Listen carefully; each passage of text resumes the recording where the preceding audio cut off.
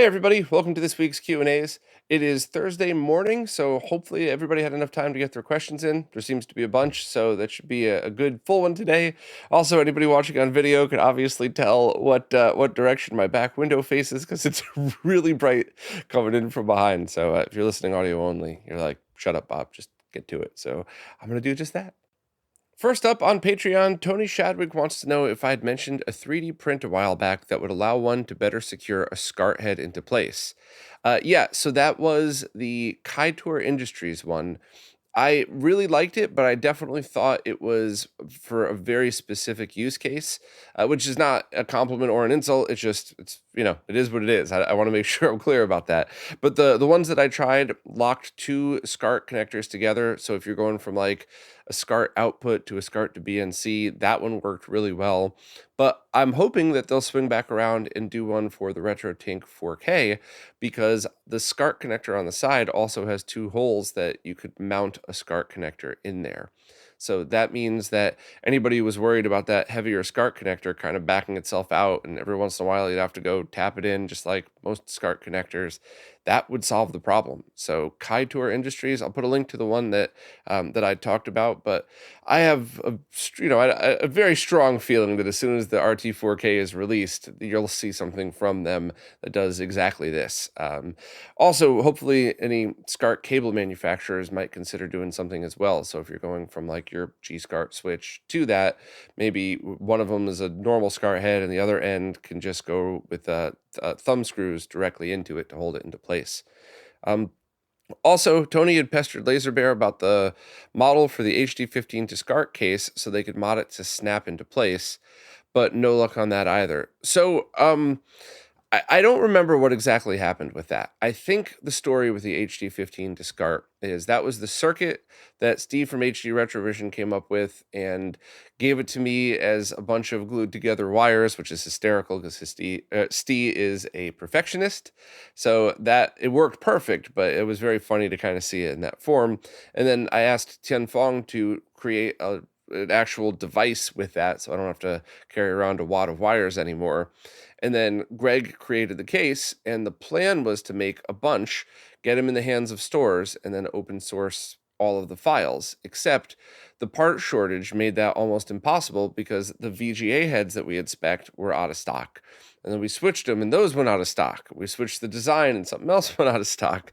So I think that is going to be in place soon-ish. I think once the stores that have been carrying those each get their final, when I say final, like they're a big shipment of it, all those files should be released, and that way people could make their own, people could modify the designs. But with with that notorious cloner in the world now, we just can't do that. And I know that's going to upset a lot of people, and that's fine. Please direct all of your anger at me and nobody else. This was my decision. But when good stores lay out their own money to take a risk on a product that maybe people will buy and maybe won't, this isn't some awesome thing that everybody in gaming needs. I actually think most people would need one as a tool in their toolbox at least, but it's hard to get that message across. So people are spending their own money to make quality versions of these that work correctly.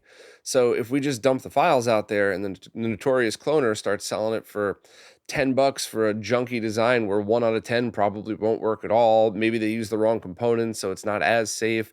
You never know with these low quality cloners. So at the very least, I wanted to make sure that the stores who took the risk could get their money back, and then we'll release the files for everybody to use. But it's okay if you disagree. If you do disagree, explain to me why, and maybe I'll change my mind about that. But as of now, and pretty much going forward, anytime there's an open source design that I'm part of, that's just rooted from the beginning in something that I'm part of, not like we're taking somebody else's design, it's going to eventually be opened, but after the stores who take a risk with their own funds are able to get paid back. It's okay if you don't agree, but just as always, if you disagree, explain it to me. Don't just be like, you dumb piece of crap. Like, give me some reason to change my mind, and maybe I will, maybe I won't. But Tony, I'm actually talking to like everybody when I say that. I'm not saying like, Tony Shadwick, how dare you? Like, it's a good question. I always like to be transparent, probably for the worst, to be honest with you. But hopefully that was a good explanation. Next up, Everett said, if I ever get a chance to review that Unico 26-inch 1024 by 768 LCD, if you saw the podcast a couple days ago, you'll know why I just giggled at that. Do I mind testing a 384p arcade game with the OSSC Line 2X mode plus scan lines? They'd love to see what that looks like. So if you mean something like one of the Capcom Street Fighter games, like a CPS2 game, I could do that using the Mister, outputting RGB SCART or component into the OSSC into that. I could definitely test that, but I don't have any original arcade boards here anymore. Except a Neo Geo, I definitely have one of those. So I could try to do it, but to be honest, I never really had a desire to test that. I recorded two versions of my explanation on that for the weekly podcast, and I just decided to try to keep it straight to the facts. But I guess I'll just say that there was some behind the scenes stuff that happened over the past couple of years where I was like, yeah, that's something's up with this. And my gut was right.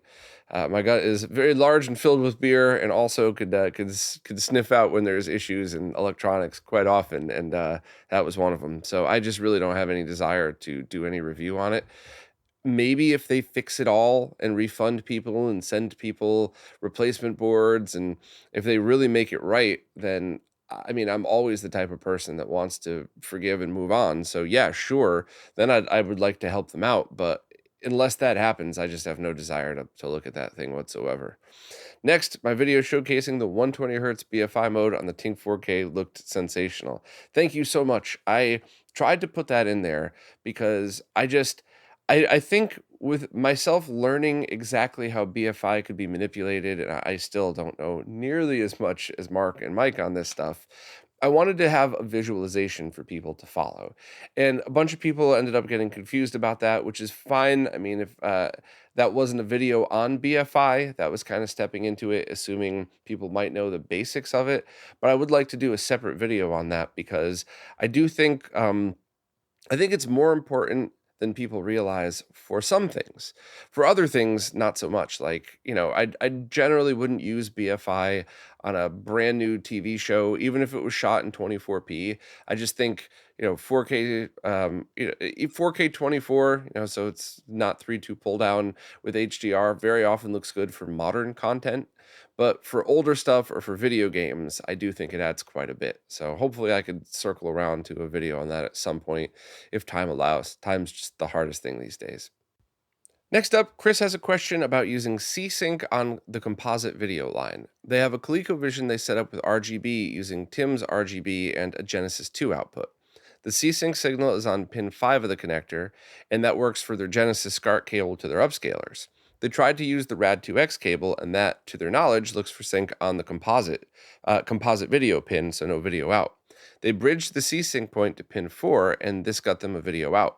They're wondering if there's long-term side effects of using this, and if this would cause issues on other cables if it left it bridged like this. So that is an excellent question. And this kind of goes a little bit deeper. You know how I always say never ever use Y circuits or Y cables on video lines? Well, what I'm actually saying is never use a Y cable and connect both at the same time. So essentially, by bridging those two pins, you've created a Y circuit. However, for there to be damage, you would need to have a cable that somehow syncs on composite and C-Sync at the same time, which is impossible. That's not a thing. So I wanted to explain it like that just for the visualization, but the short answer to that is that should be completely and totally fine. I would just double check that the C-Sync coming out of there is TTL level or is not TTL level. So basically anything under a millivolt should be completely safe in that. But if it's Tim's kit, it should be totally fine. The circuit should already be routed perfectly. So in that scenario, your Y circuit is perfect because only one at a time would ever be connected. The only thing, I mean, maybe you could build a custom breakout cable to connect both. So, but then it wouldn't even work because it's C-Sync on both, not composite video out of one and C-Sync out of the other. So, to over explain that for a moment, you're totally fine. I think that's a great solution, and I'm glad it was working for you. And that is one of the few cases where Y circuits on video is fine because there's never two at the same time being connected. So, great question and good call. Good guess getting that working. Next up, David Sobel's been wanting to do something like an internal digital to digital HDMI mod for a while, but despite having some decent experience, they're not confident in soldering a ribbon cable to a chip at all. What's a good way to practice this kind of soldering work? They wouldn't want to order an HDMI mod and then learn the hard way if they screwed up. Well, first, David, very, very strong opinion that I need to share. The fact that you're approaching it with this mindset means you're already winning and you're already walking down the correct path. Generally speaking, when I see people mess these mods up, it's people that are like, "Oh, I've been doing SNES mods for 10 years. This is easy. I could figure this out." That's the attitude that usually gets people into trouble. Or I guess the most common way to that people get into trouble. Walking into this saying, "Hey, I might be good at this, I might not. How do I practice?" is definitely the right mentality. And I agree with Double H's suggestion. See if you could find cheap ribbon cables, or you had mentioned you have a leftover ribbon cable from a backlit screen mod, and then just find any piece of junk electronics that has a chip that lines up close enough. If you don't have any, you can go to thrift stores, buy something like find a toaster, something that's definitely not going to be missed if you have to end up ruining it. And there's plenty of junk electronics out there anyway. There's recycling centers that do this stuff. But I would do that, and then I would just watch some of Tito's videos and Voltar's videos and go from there. And I do like the extra cautious method of like lining it up, taping it down with some Kapton tape or some just black tape. Kapton's better though because it doesn't leave that sticky goo on the motherboard. And then after it's lined up, tacking one in and then removing the tape and seeing do they all line up with your pins. And that's going to be hard if you're doing a practice run because the chances of you finding the exact pitch of pins versus the ribbon cable isn't going to be the easiest, but it's certainly something to practice. But then you could tack down the other side and or maybe one or two more pins down the line, and then you could use whatever techniques that you want. Drag soldering, using flux is definitely going to be a big help for stuff like that. But I've done a whole bunch of these, and I'm not the best at it. And there's been a couple of times where I had given something to Jose to redo for me to swap one mod out with the other, and he looked at my work and was like, "Not bad," which is good because he's a pro and I'm not. I talk about this, I write about this, I help develop these, but I'm not a pro modder. So, if I could do it, anybody could do it. You just kind of have to be patient. And then I think the other thing that's always a really good piece of advice for anybody in a situation like this is if stuff starts to go wrong, stop. Turn off your irons, just walk away, come back another day, just clear your head. I think that's another thing is when people, even pro modders, when they get overwhelmed, they're like, "Oh, I got to get 20 consoles out today. My customers have been waiting. I feel so bad. Oh, I'm half asleep. My hand's not as steady. I just got to do it." I think that's when a lot of other issues happen as well. So if it starts frustrating you, just stop, go for a walk, come back the next day, come back later, whatever, but just clearing your head is another really good way. And it sounds so dumb, right? It sounds very like, well, yeah, obviously, Bob. But when you're in those moments, it's sometimes just hearing somebody else say it out loud is really just a helpful reminder. So hopefully those tips point you in the right direction. But I have a feeling you do some practice with some ribbon cables and you'll get on just fine. Next up, Oliver Clare said they've got a Magnavox Odyssey that's been with a well regarded modder for about 18 months. Ouch. While it powers on and has a new composite video board, it's not outputting any video signal. They don't want to name the modder as they generally do excellent work and would appear in most people's lists of recommended installers, but their feeling is this particular console might simply be beyond repair. But given the unique tech of the Odyssey compared to later consoles, they wonder if a specialist in early gen systems might have insights. Do I know anyone with that niche expertise who might take a look? So, a couple of things to say about that. I've heard lots and lots and lots of stories like this over the years. Sometimes things get frustrating and people just put them aside and then kind of forget about them. Sometimes it's like I was just saying to David about how sometimes they get frustrated and they say, "All right, I have to walk away from this for a moment." Other times it's, "Okay, I want to dedicate 2 or 3 hours minimum to really digging in deep and finding the problem." But if this is their main job, trying to find 2 or 3 hours to dig into a problem that they're essentially not getting paid for. And I'm not, Oliver, obviously, I'm not accusing you of not paying them. I'm just saying if they say, "Yeah, it's $150 for this mod, an extra 50 because it was broken," but they end up spending like 10 hours on it, that's way more than that. They're really doing that to learn. So that's kind of their own donation to the Magnavox Odyssey scene as well. So very often that happens as well. I need to dedicate this time, and then day in and day out, they're modding people's consoles so that they could get the money in to pay their bills, and they forget it. So I'm not making any excuses for when that happens. I just want to shed light on that for people that may have not been in that situation, so they could understand how a console could be with somebody for a year and a half and not ever get done. So I do think in that situation, the right thing to do is just to politely ask for it back, because I mean, a year and a half is a year and a half, right? It's a little different. Like, there's been a bunch of times I've asked, and I always tease him because we're friends, but there's been a bunch of times I've asked Zach Voltar to look at some stuff, and he says, I don't have any time for that. And I'll just say, leave it in your garage under my MK2000 and my CDX. And whenever you get to it, now you have it there, because this is something that I think you could add your expertise to that I certainly can't. So just leave it. So I think, I mean, he's had some of my stuff for like 5 years, but in that context, that was totally fine, because that's what I wanted him to have it for. I didn't expect it back, but that's obviously not your case. So I would just politely ask for it back, and just say, hey, no disrespect, but I kind of want to get this into the hands of somebody who could repair it, or at least reverse engineer the problem to help other people, and kind of go from there. Now, as for anybody with that niche experience, I knew a bunch of people that worked on them, but I don't really, that's not a console that's ever been a focus of my attention. I thought it was neat. I appreciate it for its history, but I got like thousands of hours into the SNES and Genesis, and like one into the Odyssey. So if anybody in the comments might be able to recommend anybody, just please remember that the way YouTube comments work, if you post a link, it's probably going to get deleted. Even if it doesn't even go into my held for review bin, links just usually disappear. So maybe if you could just name a modder or name a shop or something like that, or if you yourself have a lot of expertise in that, maybe you could help Oliver out. But yeah, I just wanted to not just answer the question. I wanted to add a little bit of perspective, because I that's one of the biggest complaints is like, oh, I've sent it off to this pro modder and it's been 3 months. I thought this wasn't a hard thing to do.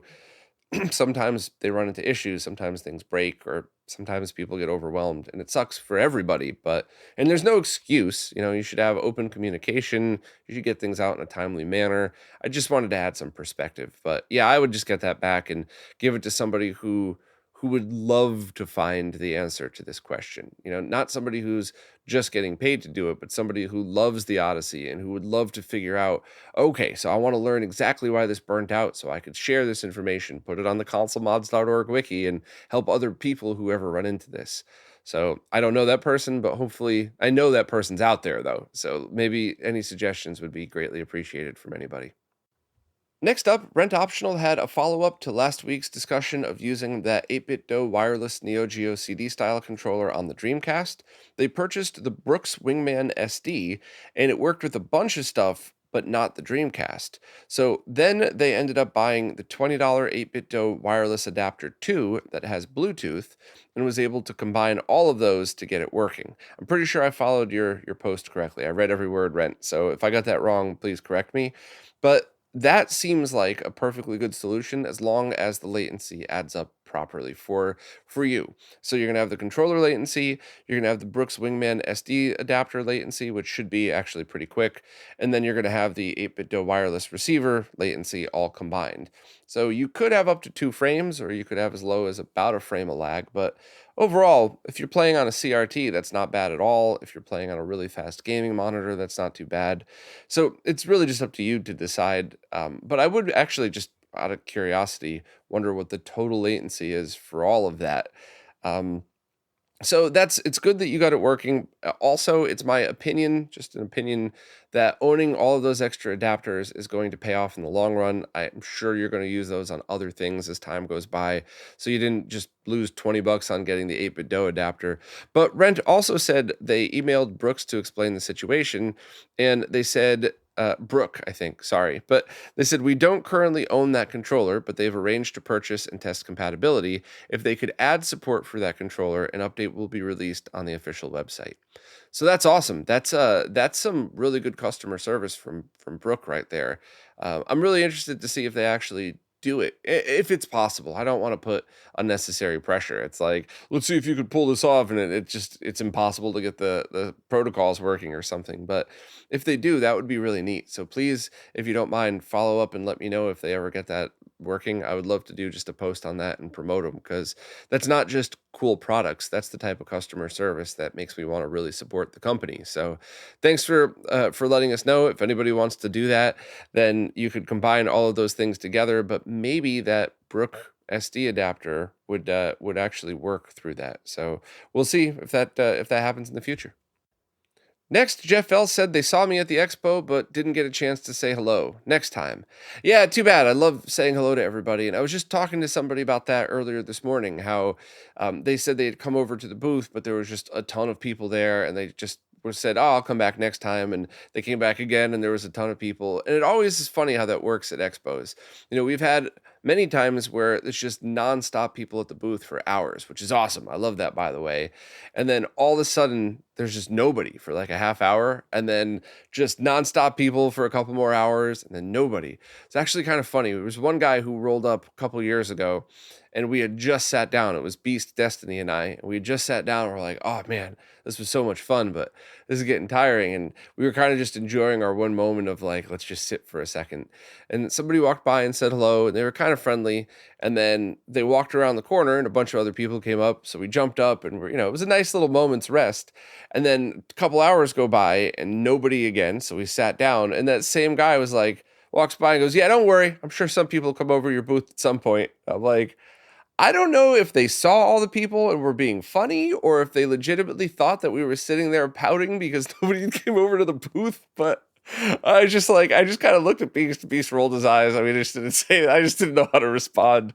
But yeah, so it was a stupid story. It has nothing to do with the question you're about to ask. I just felt like sharing because that made me giggle. And hopefully next time you'll pop by at a point where there aren't many people or there's nobody there, so we can hang out for a bit. But the actual question. They would like to dedicate one of their OG Xboxes to emulation using XBMC EmuStation. Their monitor is a PVM 2030 that's 480i only. My RGBS on Xbox webpage includes the text, people with modded Xboxes can force sync on green via SCART in all resolutions. Where could they find out how to do that? So I need to fix that. They could force sync on green in all resolutions except 240p. The Xbox doesn't do 240p. Now, it has also been years since I've used Xbox as an emulation device, but I'm pretty sure that's still it. I think on your monitor, you would end up using those consoles in 480i. And that whole RGBS thing is just for people that want to run 480p over SCART. It's a much easier thing to just get component cables, or retro gaming cables actually sells. It's a SCART cable, but it's just component video. The end just happens to be SCART, so that way you could route it through anything else. So in your situation, I'm not sure if that's going to be your intended result, because you would get 480i for all of those. But this has been a long time since I dug into Xbox emulation, so please correct me if I'm wrong. I'll pin a comment if I just made a huge blunder and 240p is working fine now. But the last time I really dug into that, I mean, that's certainly what I saw. And it sort of worked out for some emulators. I didn't think Game Boy Advance was that bad, but I think with so many other ways to emulate those consoles now, and I know a lot of people disagree. The last time we discussed this on the Retro Roundtable, Voltar wholeheartedly disagreed with me on this. But I would just choose, me personally would choose any other way to emulate those and use the Xbox as an Xbox or a media player. XBMC is still pretty awesome. But I may have just screwed up that entire answer. I would like to be wrong, actually. I would really love for somebody to say, no, Bob, people did that years ago. All you have to do is go to this site, and then, that's how you get 240p out. So I would love to be wrong about this, but I'm not sure that's going to be, and I don't think that's going to have the intended results that you were looking for. So please let me know in the comments if I messed this up. Crossing my fingers that I did screw it up, but I think you're going to be stuck with 480i, and it's not going to be the true look that you're going for.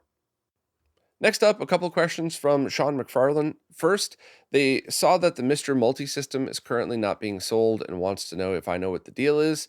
I sort of do. I've talked to Richard from Heber about this a few times, and it looks like they're really trying to get this up and running to sell as soon as possible.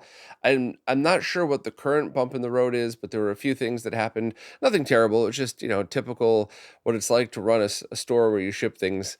But I think they're on it, and I really hope they're available soon because I bug Richard at least once a month to buy that PlayStation inspired case with the snack adapter in front. That thing just looks so cool to me. So the moment they're up for sale, you could expect a post on RetroRGB. You could hand assemble one if you'd like, because they are open source, but it's not easy. That's not an easy thing. And for me personally, I want the whole package. I don't just want the board. I want the case. I want the adapters with it. So I'm personally just waiting until they go up on sale, and then I'll buy that one. Next question: is this Mars thing real? Yeah. So I have been talking to the team behind it. I'm going to put a post together, hopefully for before the next weekly roundup. But it's not BS, that's for sure. The team is trying really hard to get it out soon. But when I say soon, I mean anything that you do in manufacturing takes months. So saying something's coming soon could mean 3 months, could mean 6 months. And I'm not throwing shade. I'm just telling you how what it's like to deal with these manufacturing things. So I should absolutely have more info soon. There's going to be a lot more info in the coming months, but I will follow up with at least, hey, this is what the goal of the project is. Here's just about what they're going to be doing with it. And the only thing I will say is that the same thing I say whenever a new product comes out. Just because this Mars FPGA thing is coming doesn't mean that your Mister is suddenly junk. Mister is equally as amazing as it always was. And if you would have a setup where the Mister would already fit, just you don't have. I wouldn't wait on electronics, and that is no disrespect to Mars. That's no disrespect to any coming soon products. It's just I always kind of look at things like, is there a problem that can be solved today, right now? And do I need it solved today? And if the answer is yes, then I do it. With some exceptions, right? If a very reliable company that's put out 20 products says the product's coming next week, okay, maybe hold off for a minute. But the Mars isn't coming next week. I do think it's coming soon, but not next week. So if you have a problem that needs to be solved now and the Mister could do it, great. But if you're like, oh no, I already have a Mister, I was thinking about buying a second, let me wait to see what this thing is like, that's probably something that you might want to do. And you might still end up getting a Mister. There's nothing like, I just want to make that very, very crystal clear. The Mister is not getting any less awesome.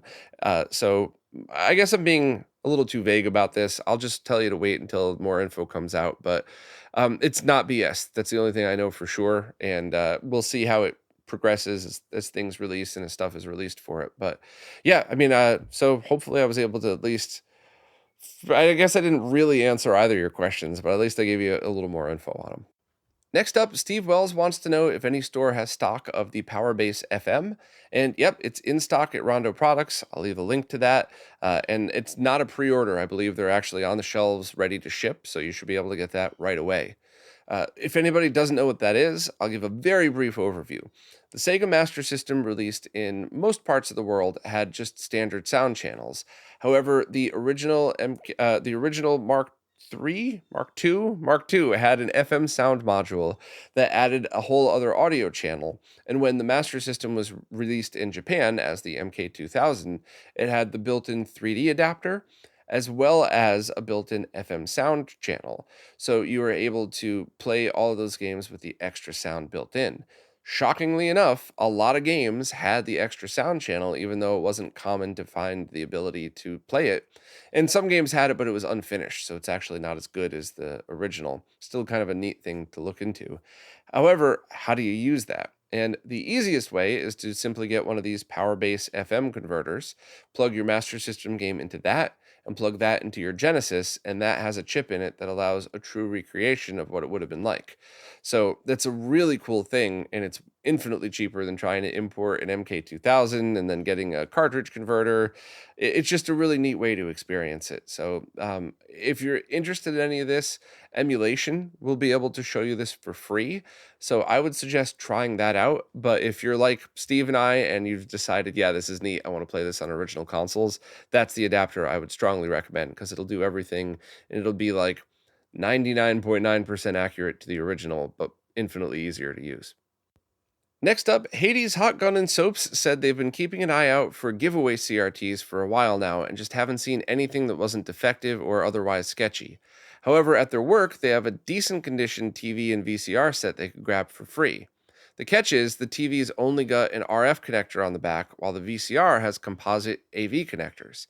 They mostly play PS1 and PS2 games, and they've already got a RetroTink 5X with HD Retrovision cables running to their HD TV. Would it be worth their time to do all of this? Or is it going to reduce the quality enough that they'd be better off sticking with the Tink's CRT filters? So I do have an opinion on this. You might not agree. However, in the scenario in which you can get this stuff for free, maybe roll with me because you're just going to lose a little bit of time on your hands. And then, if you have to get rid of a CRT, deal with that. But I actually think early 3D graphics games, especially 480i stuff like you would see on PS2, look excellent in composite video. And I think that was really, one could argue that things like the waterfall blending in Sonic proved that 16-bit consoles should look better with composite. I think that's debatable, but I think stuff like 480i games on the PS2, they were definitely using the messiness of composite video to blend these images together to give the perception that they were higher resolution than they are. So I think this is the perfect scenario to grab a CRT. Just grab a composite video cable for PS1 and 2, and then plug it into the VCR, and then use the RF out of the VCR to go into the CRT and go from there.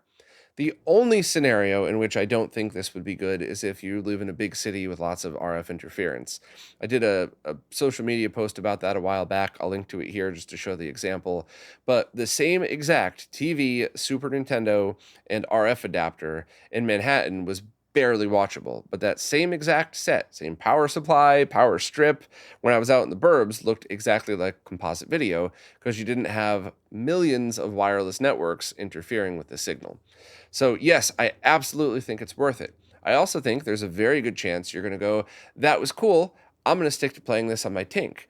But if it's free, I would think that it was worthwhile. Even if it's something that you end up leaving in your basement once a year, you bring your PS2 downstairs to just have that original CRT experience. I do think it's worth it, especially being free.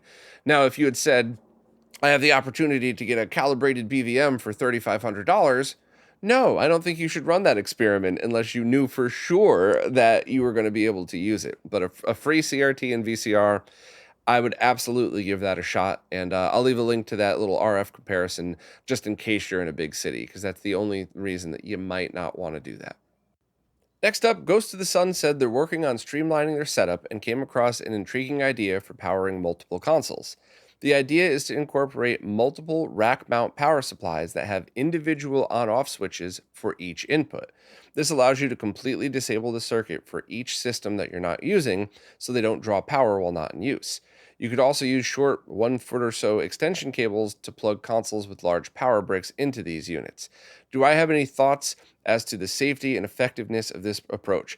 Yeah, strong opinion. I freaking love that. I absolutely love that. I do a ghetto version of that here. I have a whole bunch of different power strips that every time I want to use something, I got to crawl on the floor and turn one power strip on, then climb up and turn the other power strip on. But someday, as I evolve that setup back there, I would love to figure out a way to try to do that a little easier. And I think what you're doing, if your setup would allow for the positioning, would be perfect, way better than what I have, because then you could just label everything and you could go up and be like, okay, well, I want to use my, JVC CRT and my Super Nintendo and my stereo, and that's it. So you flip on those three and maybe my Extron Crosspoint in order to switch between them. I love that because one of the things that drives me crazy is when I power on that side, you can't see it, but the side with the Extron Crosspoint, my Laserdisc player is plugged into that as well. So when I power on that power strip, the Laserdisc player assembly goes into standby mode. So it moves the assembly and centers it. So every time I turn on my setup, my Laserdisc player is moving, which means slowly wearing when it doesn't need to. So I very often remember to unplug that and just leave the power out just to avoid that. But having a setup like yours would mean that would never be something I worried about. Also, generally speaking, rack mounted power supply stuff like that with hard power switches are pretty robust. So if you had everything powered off and lightning struck near you, that would probably be a safe way to isolate your consoles. Now, if lightning struck your rack, that's a different thing. Everything's getting zapped, but it's still better than if it was plugged in in standby mode. So I think for safety, for longevity, for heat, for so many issues, that's an excellent idea. And I'm going to try to integrate something very similar into this setup as long as I could physically position it properly. Being able to run all the wires to one central location to have that switching might be a challenge, but I'm going to try at some point because I love that idea. So sorry for just rambling and gushing over your idea, but I wanted to wholeheartedly encourage it because I think it's great. And I think while not only is it, once again, not only is it easy, but it does just solve a whole bunch of problems. So hopefully that'll work out for you. Next up, Jeff recently got themselves a PC Engine Core Graphics, which came with an AV booster and a Genesis 2 style RGB SCART cable. They went ahead and connected it to their OSSC to play it on their modern flat panel. The first few times they played it, it all worked, but more recently it seems like there's an issue where when the OSSC detects different frequencies, meaning one time it'll pick up 60.01, the other it'll pick up 60.04, that'll cause the screen to flicker and it will drop off the signal. However, when they use the same cable and AV booster with a very cheap SCART to HDMI converter, they don't seem to have any issues. They also don't have any issues with other consoles on their OSSC. Any other thoughts on what they could do to fix this issue? So, what you're explaining is buffering and line multiplication. So, let me dig into this and please try to stay with me because you're not going to like the solution, but there is a very valid explanation. I'm going to start by saying there's nothing wrong with your OSSC. There's nothing wrong with the core graphics or the AV booster. And there technically isn't even anything wrong with your TV. What's happening is the open source scan converter is a line multiplier. They take the signal that's coming in and it doubles, triples, quadruples, whatever the resolution, but everything else stays the same. The refresh rate, everything. And most modern TVs, especially ones with VRR built in, can handle that. But from the dawn of the flat panel era up to like 2018, most flat panel TVs didn't know what those signals were and freaked out. They thought they were signal drops because flat panels were designed to adhere to very strict and specific video signals, not video game signals, especially analog ones. So that's what's happening with the OSSC. So it's basically the OSSC is doing exactly what it's intended to do, and that's why it's a zero latency added device. Now, that cheap SCART to HDMI converter has quite a large buffer because that was never ever designed to be used with video games. That was designed to be used with VHS and DVD. And VHS might have the same issue with modern flat panels where it if the signal isn't perfect, which it almost never is with VHS, then your TV will drop out or just won't sync at all. You'll just get a black screen. So those SCART to HDMI adapters were designed to have lag because they were designed to buffer that VHS signal in order to convert it to a completely compatible HDMI signal. So that's why they're the worst for video games, but they have so many really, really good uses, especially for the price. So unfortunately, the fix is to get a scaler or a TV that's compatible. So this is one of those things where your answer is probably going to be like, oh, well, no, which is fine. Maybe just use you could try to run the OSSC in a lower resolution. I have absolutely seen TVs sync perfectly with the OSSC in 480p, but not any other resolution. That's a free fix that you could certainly try right away. It won't be as sharp, but if it works, then there you go, free solution. If you were planning on upgrading your TV anyway, then I would just look into ones that are compatible with all the retro stuff. Just talk to people on Discord servers and forums and see what they're recommending. And that way you could know that it'll work with all of your consoles and not just everything except your PC Engine. On the flip side, if you already have a brand new and amazing TV, now is the time to look into other scalers. And that's going to be up to you. Do you want the RetroTink 5X? If you wanted that one, it would work perfectly with all of those signals in triple buffer mode, which has a rolling frame of latency. So sometimes it could be up to a frame, sometimes it's only a few milliseconds. It's totally playable, in my opinion on that. But it's definitely going to be compatible.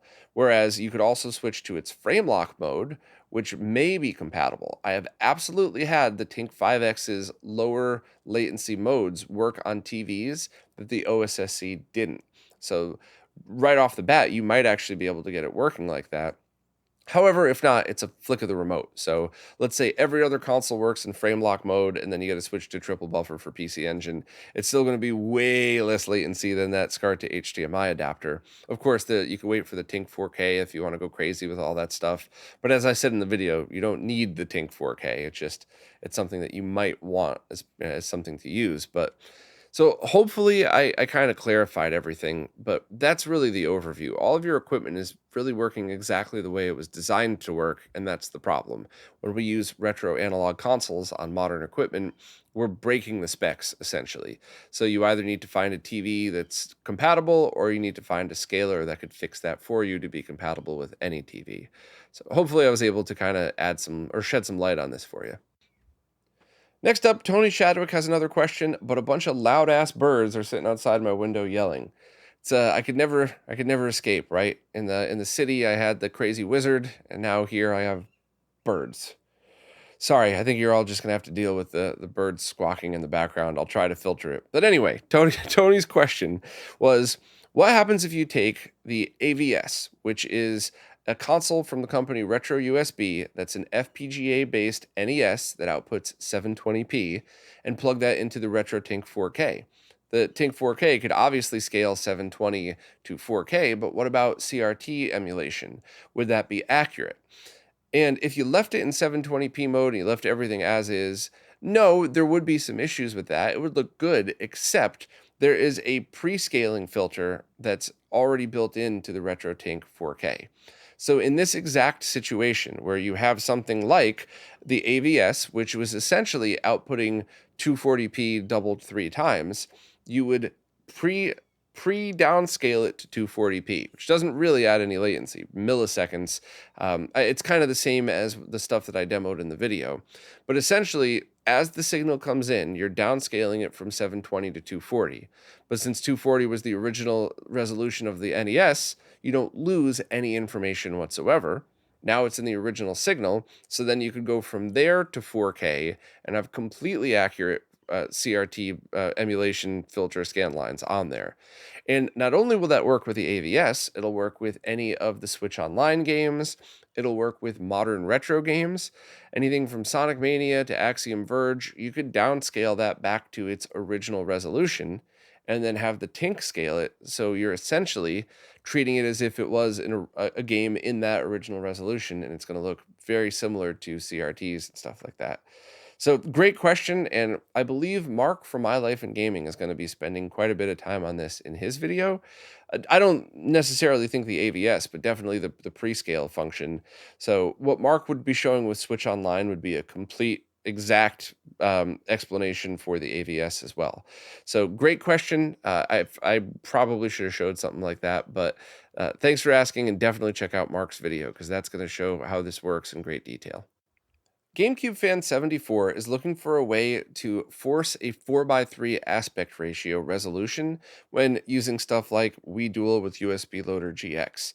So the purpose would be you're sending something a 16:9 signal, but you're actually looking to watch that in 4:3. And there's quite a few different scenarios in which you might need this. They're all kind of a little bit of niche scenarios, but that is something that people have been asking for. And usually you would force that with your monitor or TV. Now, there are some TVs out there, Mark from My Life in Gaming showed that in his LG TV review last year, that if you set it to 4:3 mode, you add latency, which is insane to me. It's almost like they're adding a frame buffer just to squish something in.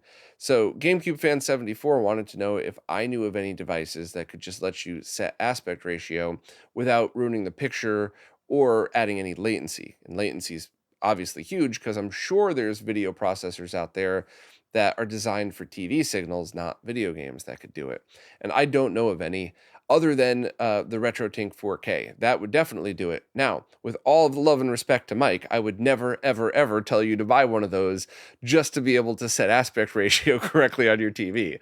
Unless you're mega rich and have a lot of money to throw away, then by all means. But if you were looking to take your Wii Dual with USB Loader GX and get the craziest best picture out of it, and you had the budget, yeah, that'll solve all of your problems. It'll scale it however you want it. It'll do whatever kind of scaling you want. Yes, that would actually be the perfect solution. But if you already have a completely fine solution that you don't need any extras to, I don't know. What you could do is analog output into the OSSC or Tink 5X, and then that would be able to set the aspect ratio. But that kind of begs the question then, if you got the Wii Dual installed, were you really looking for that HDMI signal? So that might be, you might actually end up with two solutions. Maybe you could pick up an OSSC now and just a set of like HD Retrovision component cables, and you could definitely do it that way. And that would be a perfectly good solution. And then eventually upgrade to the RetroTink 4K.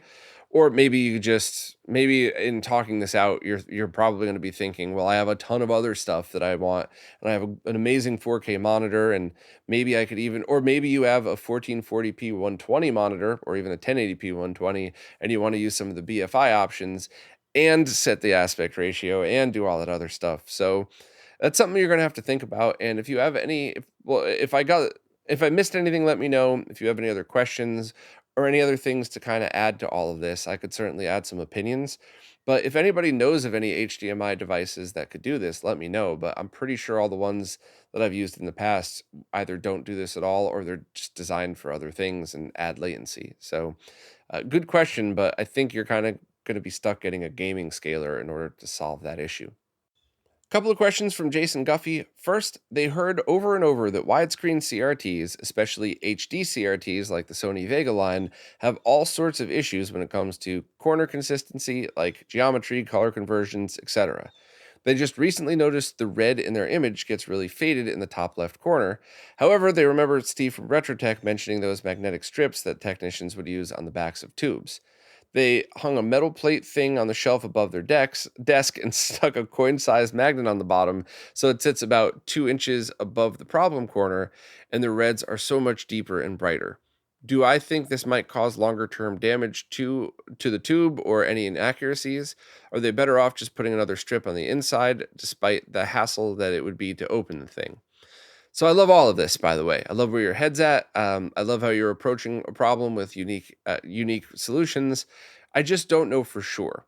My gut is telling me that this should be fine, but I don't know that. I don't like, this is total speculation. I would really ask Steve from RetroTech his opinion on this one. Also, to just kind of echo your statements, I think all consumer TVs have geometry, color convergence, and consistency issues in the corners. I think it might just be a little bit more noticeable because now you're starting to have the line density of pro monitors, but in a consumer package. So you have the detail potential, but without all of the calibration options. So I just think it's more noticeable. I've learned to kind of just embrace it. On the TV that I just got, we did the stream with Shank. I think I showed those off. There's a lot of weird inconsistencies, but I kind of just accept that that's what I'm going to see with CRTs. But I love where your head's at. So I would just check with somebody that's more of an expert on this stuff. I don't think it would be an issue. I do think that it would probably be better overall to put that inside and use the correct convergence strips. But Steve would know the answer to that. It could very well be one of those, hey, if it's working for you, leave it alone type of scenarios.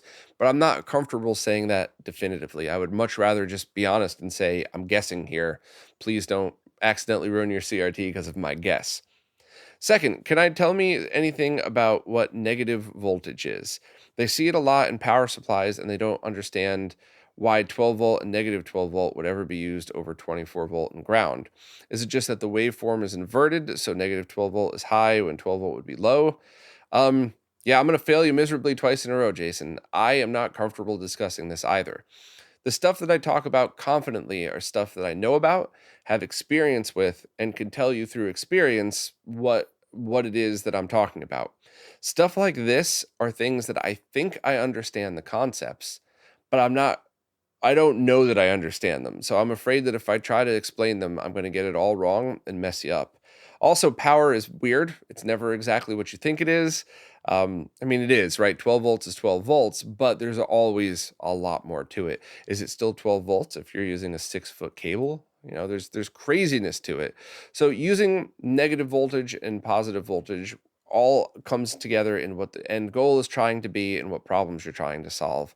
So I'm going to just fail you miserably and say I think you should try to look for more of a power focused expert and to explain it. And also note that while I'm overgeneralizing here, I know you're not ever supposed to put people into boxes and you're never supposed to generalize, but people that tell you they're absolute power experts and know everything about power are generally people that don't know that they don't know anything about power. Whereas people that are like, hey, look, I've been doing this for 30 years. I got a PhD in it. There's still stuff I might be missing, but I could definitely tell you what 12 volts positive and negative means. Those are the people you want to go to because there's so much involved in it. And I've learned the hard way many, many times that when you start talking about and messing with power, it's very easy to say something and then you completely forget about so many other scenarios. So I don't want to just be the misinformation spreader. I'd rather just sit here and make fun of myself instead. So sorry, Jason, I failed you twice, but at least hopefully I was able to point you into the directions to look for the answers. Well, that's it for this week. Sorry about the birds squawking in the background. I'm sure if you were listening with headphones or something, it sounded like somebody had an episode of Real Housewives cranked up in the background, but it is what it is. It's probably better than The Wizard anyway, so or the horns and sirens and screams from New York City, but we'll see. And as always, thank you to everybody who participates in these. I have a great time doing them.